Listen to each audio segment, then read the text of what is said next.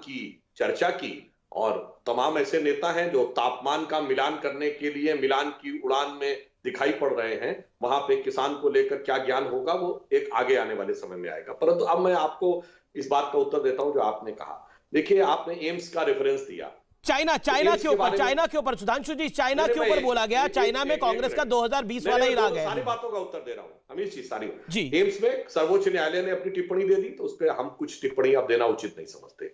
स्वास्थ्य कर्मियों की आपने बात कही, तो जब स्वास्थ्य कर्मियों पे प्राण घातक हमले हो रहे थे इस देश में, तब कितनी सियासत की गई है देश की जनता ने देखा। आखिर में मजबूर होकर केंद्र सरकार को एक स्पेशल नियम बनाना पड़ा, किसके लिए? डॉक्टर, नर्सेज और स्वास्थ्य कर्मियों के प्रोटेक्शन के लिए। अब हम चाइना वाली बात पे आते हैं।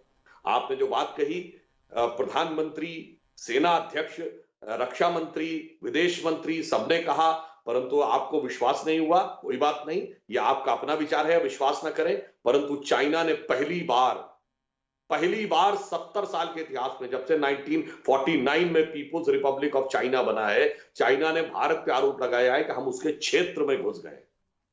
चलिए, कोई बात नहीं। कुछ चीजें ऐसी हैं चीन के साथ जो मोदी सरकार के दौर में हुई, जिसमें किंतु परंतु का स्कोप नहीं है। नंबर 1, शंघाई कॉरपोरेशन की बैठक में आतंकवाद का विषय सम्मिलित होना पड़ा चीन के ना चाहते हुए। नंबर 2, धारा 370 पर एड़ी चोटी का जोर लगाने के बाद भी एक चीज का प्रस्ताव न यूएन में ला पाया, न ऑर्गेनाइजेशन ऑफ इस्लामिक कंट्रीज में भी बैकडोर से लाने का जो प्रयास किया, नहीं हो पाया। Number 3, missile technology control regime में हम सदस्य बन गए, चाइना हमको नहीं रोक पाया और न खुद बन पाया। नंबर 4, मसूद अजहर चाइना के न चाहते हुए आतंकी घोषित हुआ और झक मारकर चाइना को उसकी सहमति देनी पड़ी। ये तो हमारा एटीट्यूड रहा है चाइना के साथ, जिस ढंग से हमने डील किया।